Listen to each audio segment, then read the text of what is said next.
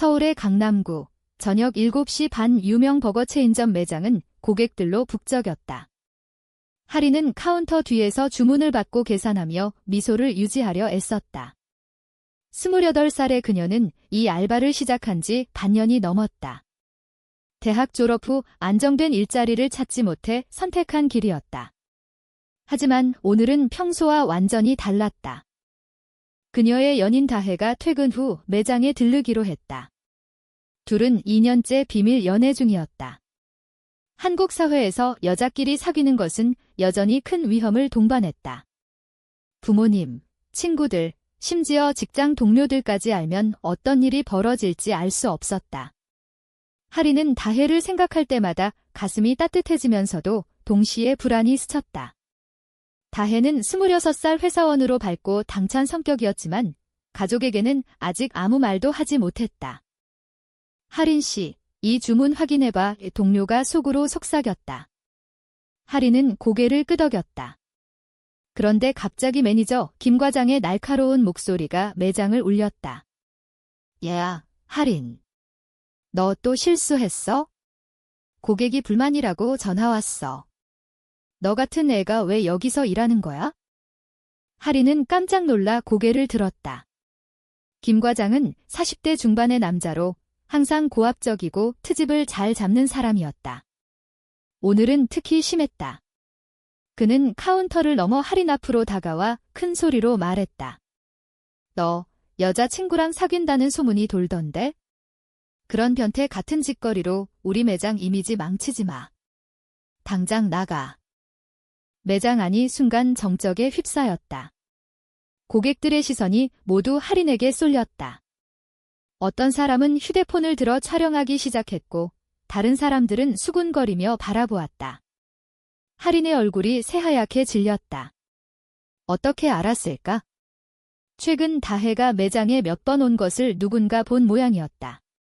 그녀는 다혜와의 관계를 철저히 숨겨왔다. 그런데 이 순간 모든 것이 폭로된 듯했다. 그때 문이 열리고 다혜가 들어왔다. 짧은 머리에 세련된 블라우스를 입은 그녀는 하린을 보고 미소 지으려다 상황을 파악하고 얼어붙었다. 김 과장은 다혜를 보고 더 크게 소리쳤다. 어허, 저기 그 여자 오네. 너희 둘 다 여기서 꺼져.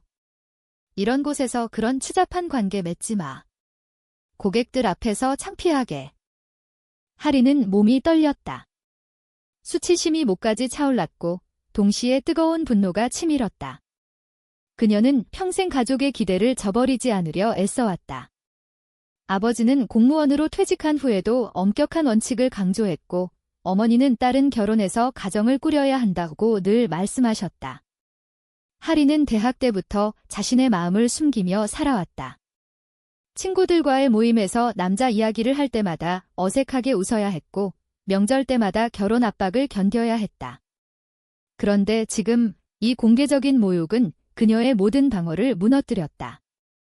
다혜는 창백한 얼굴로 하린에게 다가오려 했지만 김 과장이 손을 저으며 막았다. 너도 나가. 이런 애들 때문에 매장이 망해 동료들은 고개를 숙인 채 아무 말도 하지 못했다. 하린은 주머니 속 핸드폰을 꽉 쥐었다. 녹음 기능이 이미 켜져 있었다. 그녀는 우연히 버튼을 눌렀던 것이다. 이건 그냥 넘길 일이 아니야. 그녀는 속으로 되뇌었다. 고객들 사이에서 수군거림이 커졌다. 누군가는 불쌍하다라고 속삭였고 또 누군가는 저런 사람들이 왜 여기서 일하나라고 말했다. 하리는 천천히 입을 열었다. 매니저님, 이게 무슨 말씀이세요? 저는 그냥 성실히 일하고 있을 뿐입니다. 개인적인 일로 모욕 주시는 건 부당해요. 하지만 김 과장은 코웃음을 쳤다. 부당. 너 같은 애들이 사회에 해로운 거야? 당장 사직 썼어.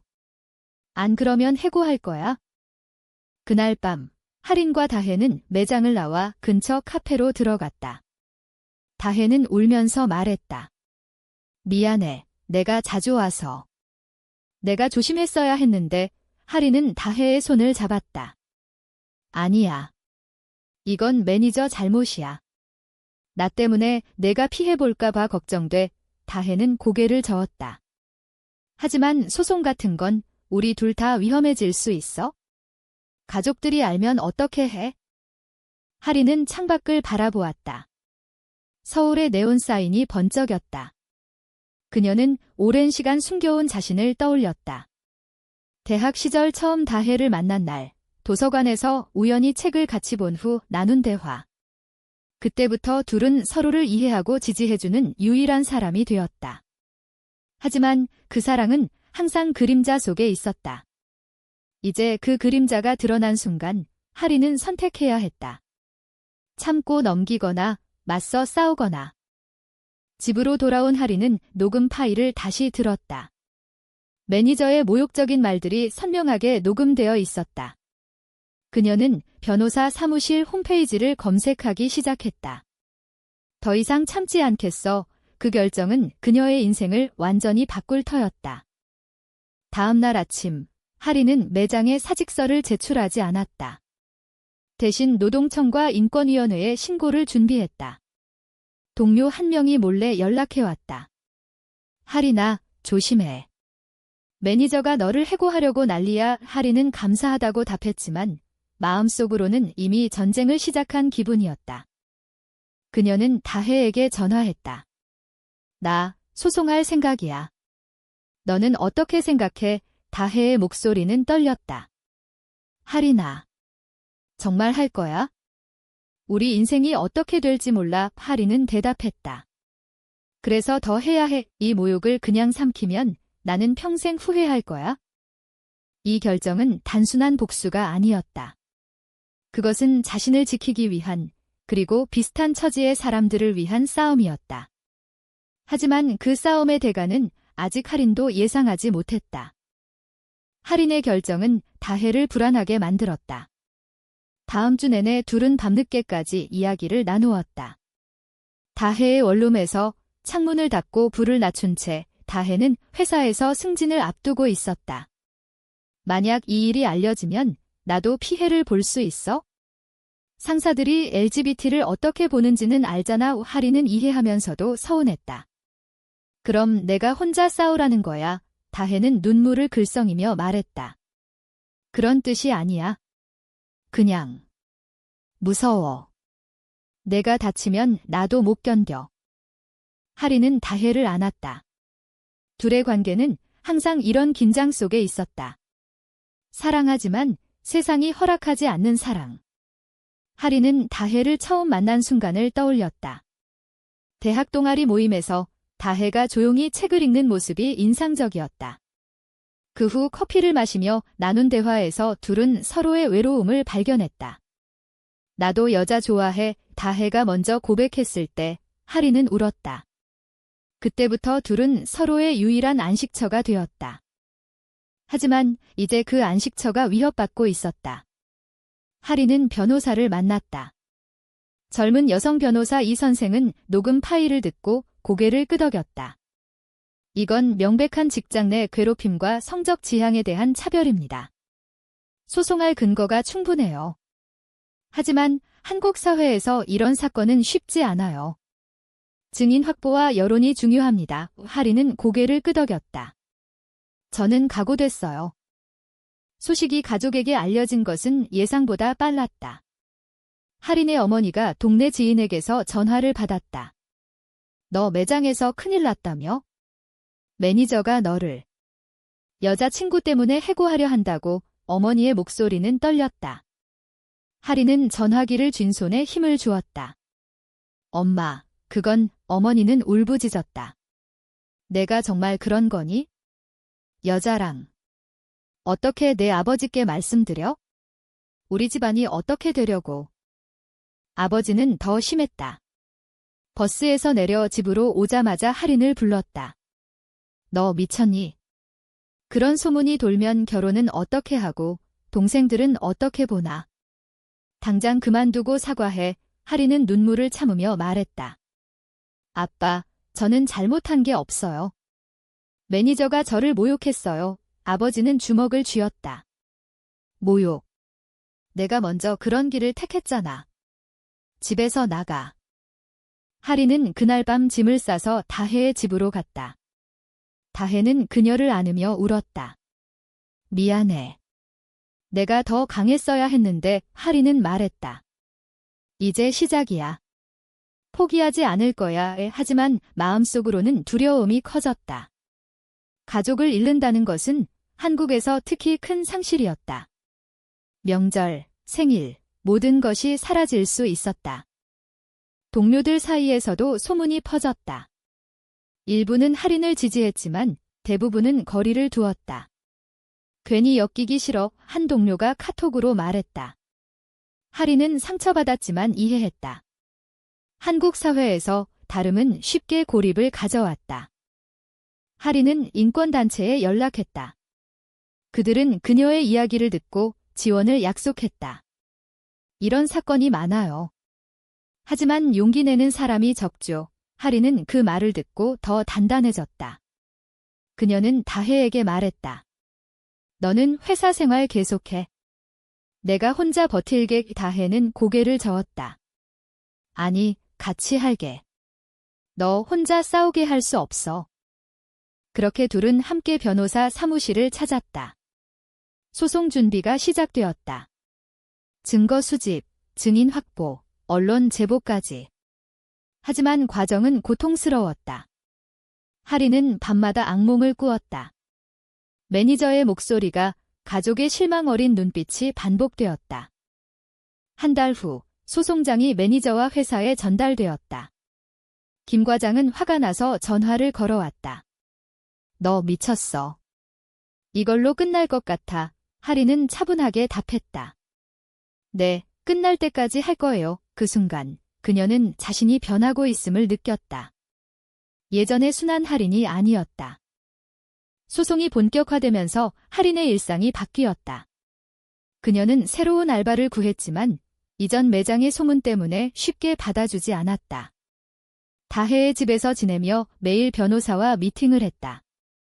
증거는 충분했지만 회사 측은 개인적 다툼도로 몰아가려 했다. 할인 씨가 먼저 시비를 걸었다는 주장을 펼쳤다. 할인은 증인을 찾기 위해 옛 동료들에게 연락했다. 대부분 피했지만 한 명이 용기 내 증언하겠다고 했다. 나도 비슷한 일 당했어. 매니저가 항상 약한 사람 괴롭혔지. 그 증언은 큰 힘이 되었다. 하지만 가족의 압박은 계속됐다. 어머니가 찾아와 울며 말했다. 집으로 돌아와. 이 일 그만두면 용서할게. 할인은 눈물을 흘리며 말했다. 엄마, 저는 용서받을 게 없어요. 제가 잘못한 게 아니에요. 다혜와의 관계도 긴장됐다. 다혜는 회사에서 상사의 눈치를 봐야 했고 스트레스로 잠을 못 이루었다. 할인아, 가끔은 포기하고 싶어. 우리 그냥 조용히 사는 게. 할인은 다혜의 말을 듣고 가슴이 아팠다. 너까지 그렇게 말하면 나는 정말 혼자가 돼. 다혜는 미안해하며 안았다. 미안해. 그냥 무서워서 그래? 할인은 자신의 내면을 깊이 들여다보았다. 왜 이렇게 싸우는가? 단순히 복수 때문이 아니었다. 그녀는 자신이 존중받고 싶었다. 한국 사회에서 LGBT로 사는 것이 어떤 의미인지 사람들에게 알리고 싶었다. 그녀는 일기를 썼다. 오늘도 가족 생각에 울었다. 하지만 포기하면 그 모욕을 인정하는 거야? 언론에 제보가 들어갔다. 한 온라인 매체가 기사를 냈다. 버거가게 매니저, 직원 성적 지향 이유로 모욕. 소송 제기의 기사가 퍼지면서 댓글은 양극화됐다. 용기 있다 vs 가족 생각도 안 하나 vs 동성애 선전. 할인은 댓글을 읽으며 상처받았지만 지지 댓글을 보며 힘을 얻었다. 회사 측 변호사는 합의를 제안했다. 적당한 돈 주고 끝내자. 할인은 거절했다. 돈이 문제가 아니에요. 사과와 재발 방지 대책이 필요해요. 김 과장은 여전히 뻔뻔했다. 법정에서 만나자며 협박했다. 할인은 다혜와 함께 인권 강연에 참석했다.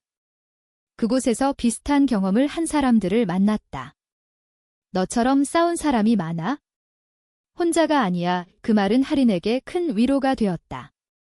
그녀는 점점 강해졌다. 하지만 대가는 컸다. 건강이 나빠졌고 우울감이 찾아왔다. 다혜는 그런 할인을 지키려 애썼다.